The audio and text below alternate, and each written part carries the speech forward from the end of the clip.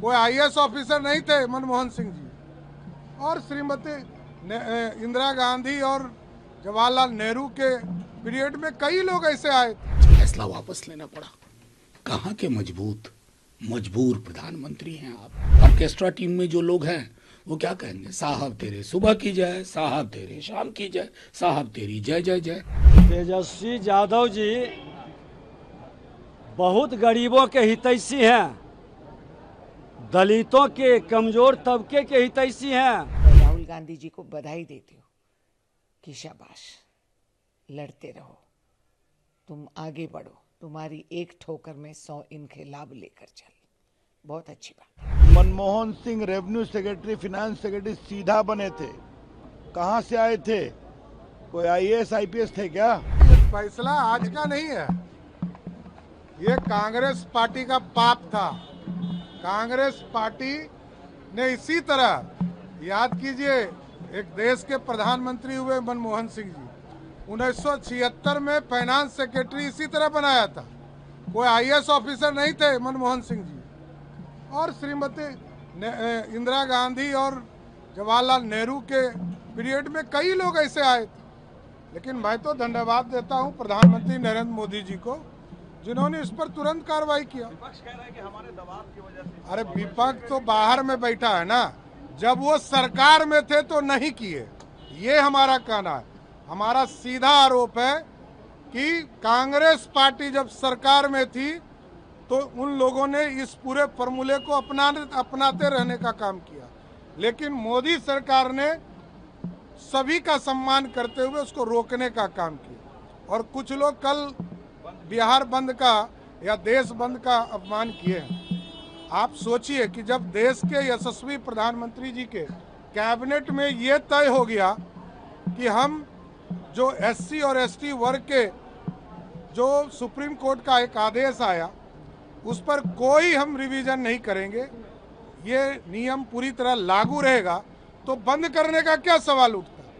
जब भारत की सरकार ने तय कर दिया, नरेंद्र मोदी जी की सरकार ने तय कर दिया कि एससी एसटी के किसी भी मामले में कोई छूने का काम सरकार नहीं करेगी, तो फिर बंदी क्यों है, ये मैं जानना चाहता हूँ। पूरे देश की जीत है भाई। तेजस्वी जी क्या है, नेता प्रतिपक्ष है ना, बिहार के सबसे बड़ी पॉलिटिकल पार्टी के। पूरे देश में हुआ, पूरे देश में लोगों ने विरोध किया, संविधान की किताब हाथ में लेकर विरोध किया। समझ में आया, आज फैसला वापस लेना पड़ा। कहां के मजबूर प्रधानमंत्री हैं आप। यूं ही फैसले लेते हैं बिना सोचे समझे, संविधान को दरकिनार करते हुए, प्रावधानों को दरकिनार करते हुए। सवाल तो अब यह उठेगा कि इससे पहले जो आपने लेटरल एंट्री में लोगों को लिया है वो कौन लोग हैं? क्या तब माना था? ये 240 के बाद का आंकड़ा, ये समझाइए लोगों को। क्या इसकी जांच की मांग करेंगे क्या आप लोग? नहीं, इसमें जांच किया, सरकार को फैसला वापस लेना पड़ा। हम कहेंगे इससे पहले जो लेटरल एंट्री में हुआ उसका ब्यौरा थोड़ा दे। अश्वनी वैष्णव जी परसों तक जस्टिफाई कर रहे थे, प्रधानमंत्री जी का विजन बता रहे थे लेटरल एंट्री। 2 दिन बाद कह रहे हैं कि सामाजिक न्याय के लिए प्रधानमंत्री के अंदर बड़ी पीड़ा। ये पीड़ा पैदा कब हुई, कब जन्म हुआ इसका, लोग सब समझते हैं। लेकिन हाँ, ऑर्केस्ट्रा टीम में जो लोग हैं वो क्या कहेंगे, साहब तेरे सुबह की जय, साहब तेरे शाम की जय, साहब तेरी जय जय जय। आपको लगता है कि एनडीए के साथियों ने भी दबाव बनाया? देखिए, जिस किसी को भी जनता के साथ लगातार संवाद है, जिसने कान नहीं बंद किया, आंखें नहीं बंद की हैं, तो वो इस तरह के तानाशाही मनोवृत्ति के फैसलों के पक्ष में खड़ा नहीं हो सकता। और जो खड़े हैं वो खड़ा होने लायक नहीं रहेंगे आगे। तेजस्वी यादव जी बहुत गरीबों के हितैषी हैं, दलितों के, कमजोर तबके के हितैषी हैं। वो घोषणा करें कि जो हम उसके हक को मार रहे हैं, ऐसे मानसिकता के लोग उसके लिए अपने अधिकार को उसके हवाले करेंगे? है हिम्मत?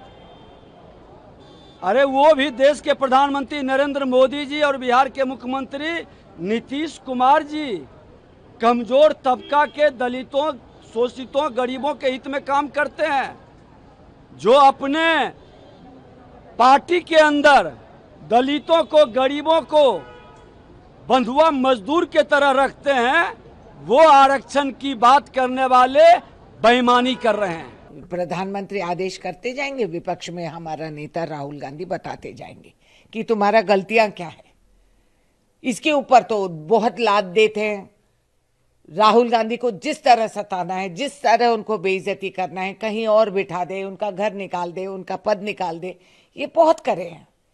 मगर क्यों? राहुल गांधी अपने आप के लिए नहीं लड़ रहा है, देश के लिए, संविधान की सुरक्षा के लिए। तो राहुल गांधी ने ठीक कहा। तो अब क्यों नहीं कहते वो जो शब्द इनको इस्तेमाल कर रहे थे?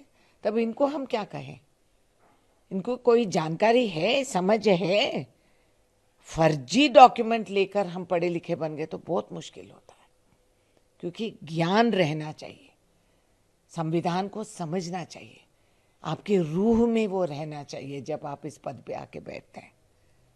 तो मैं राहुल गांधी जी को बधाई देती हूँ कि शाबाश, लड़ते रहो, तुम आगे बढ़ो, तुम्हारी एक ठोकर में 100 इनकलाब लेकर चल। बहुत अच्छी बात है। तेजस्वी यादव को कुछ याद दिलाना जरूरी है। उनके पिताजी मनमोहन सिंह की सरकार में रेल मंत्री थे। Manmohan Singh revenue secretary, finance secretary सीधा बने थे। कहाँ से आए थे? कोई आईएएस आईपीएस थे क्या?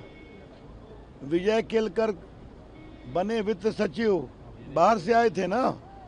पूरे कांग्रेस का इतिहास भरा हुआ है। मोन्टेक सिंह अहलुवालिया कहाँ से आए थे? वित्त विभाग के बड़े बड़े सचिव बने, वो भी बाहर से आए थे। तेजस्वी बाबू, थोड़ा होमवर्क करना सीखिए। यहाँ तो हमारे मोदी जी ने स्पष्ट कहा, पिछड़ों के हक पर हम कोई हमला नहीं होने देंगे। उसको कैंसिल किया जो यूपीएससी ने कोशिश की थी। उसी प्रकार से क्रीमी लेयर के सुप्रीम कोर्ट के फैसले को कहा, ये हमें मान्य नहीं है। एससी एसटी का हम पूरा सम्मान करते हैं। ये मोदी जी हैं। और वैसे क्या आरक्षण पर बोलते हैं तेजस्वी बाबू? आरक्षण का तो एकमात्र लाभ आपके परिवार को मिलता है, जहां पर पार्टी की नंबर 1 की कुर्सी आरक्षित है।